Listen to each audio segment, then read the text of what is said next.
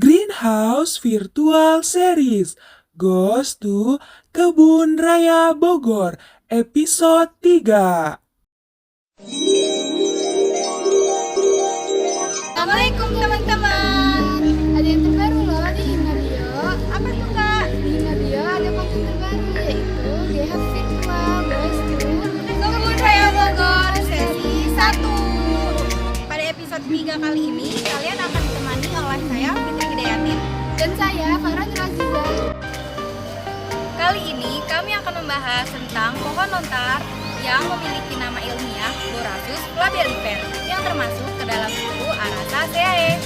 Pohon lontar atau siwalan memiliki nama latin Borassus flabellifer. Pohon lontar atau siwalan memiliki nama latin Borassus flabellifer.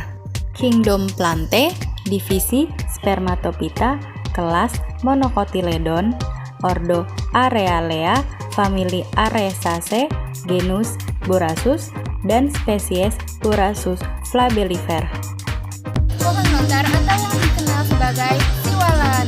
Pohon ini dapat tumbuh di daerah-daerah kering. Di Indonesia, siwalan dapat tumbuh terutama di Pulau Jawa, Bali, Madura, Nusa Tenggara Barat, dan Nusa Tenggara Timur. Meski populer di kawasan Nusa Tenggara dan tersebar di berbagai daerah di Indonesia, pohon ini ternyata bukan termasuk ke dalam flora endemik Indonesia. Karena tanaman ini tumbuh di India dan Sri Lanka, lalu menyebar ke Arab Saudi hingga Asia Tenggara. Secara umum, pohon lontar atau Borassus flabellifer tumbuh di daerah tropis, kering, tandus, dan berbatu dengan ketinggian wilayah mencapai 500 meter dari permukaan laut. Pohon lontar ini dapat hidup hingga 100 tahun atau lebih dan mulai berbuah hingga 20 tahun. Pohon lontar memiliki manfaat yang banyak dan dapat berguna dalam berbagai kebutuhan. Bahkan di kawasan Pulau Sabu dan Rote, Nusa Tenggara Timur, peran tumbuhan ini terbilang sangat penting. Saking pentingnya, masyarakat setempat menyebutnya sebagai pohon al-hayat atau pohon kehidupan. Begitu juga dari sejarahnya loh, kalau misalnya kehadiran lontar ini juga bermanfaat bagi peradaban manusia. Bagaimana tidak, zaman dahulu kala daun lontar yang kerap menjadi media untuk menulis dan menggambar karena daunnya yang memiliki ukuran yang lebar. Di Indonesia sendiri, beberapa literatur zaman kolonial Belanda menyebutkan bahwa para penghulu suku Sasak hingga akhir abad ke-19 masih menggunakan daun pohon siwalan untuk menulis surat.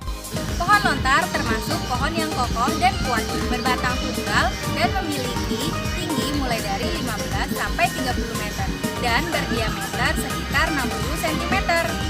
Dikutip dari salah satu jurnal yang berjudul Ekologi, Pemanfaatan dan Sosial Budaya Lontar sebagai Flora Identitas Sulawesi Selatan. Jurnal ini ditulis oleh Nasri yang berasal dari Fakultas Kehutanan Universitas Hasanuddin, Rahma Suryaningsih, Balai Litbang Lingkungan Hidup dan Kehutanan Manado, Edi Kurniawan yang berasal juga dari Balai Litbang Lingkungan Hidup dan Kehutanan Makassar. Pada jurnal ini dijelaskan morfologi dari pohon lontar. Pohon lontar ini memiliki batang tunggal, dapat mencapai tinggi 40 meter dan diameter batang sekitar 50 cm. Berbatang kasar, agak kehitam-hitaman dengan penebalan pelepah daun di bagian bawahnya. Tajuknya rimbun dan membulat. Daun-daun tuanya terkulai tapi tetap melekat di tangkai daun. Pelepah pendek, agak jingga bercelah di pangkal dan berijuk. Pelepah dan tangkai daun tepinya berduri hitam, tidak teratur. Daunnya seperti kipas, bundar, kaku, dan bercangap menjari. Hijau keabu-abuan, berbungaan berumah dua, menerobos celah pelapah dan menggantung. Disebut perbungaan berumah dua karena memiliki dua bunga sekaligus, yaitu bunga betina dan bunga jantan. Pada bagian bunga betinanya kadang-kadang memiliki cabang, sedangkan pada bunga jantan memiliki cabang yang banyak. Bunganya berwarna putih susu, berkelompok dan tertanam pada tongkolnya. Buah agak bulat dan bergaris tengah 7-20 cm, berwarna ungu tua. Kalian tahu nggak sih manfaat dari buah lontar? Apa tuh kak? Manfaat dari buah lontar sebagai pembuatan kue, selai, dan buah kaleng. Gak hanya buahnya saja lah yang dapat dimanfaatkan, batangnya yang bersifat kuat dan kokoh bisa dijadikan sebagai bahan bangunan dan pembuatan jembatan. Daunnya juga dapat dimanfaatkan sebagai kerajinan tangan. Nira siwalan juga dapat digunakan sebagai produksi yang bernilai tinggi. Contohnya seperti etanol, Bula, dan Nata Denira.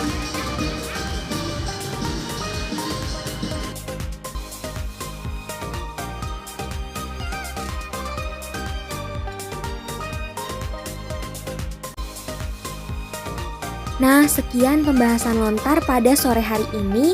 Gimana teman-teman? Pastinya kalian udah lebih tahu dong. Sampai sini ya teman-teman perjumpaan kita di episode 3 tentang pohon lontar. Tunggu episode selanjutnya. Jangan lupa like, komen, dan subscribe. Happy fasting teman-teman!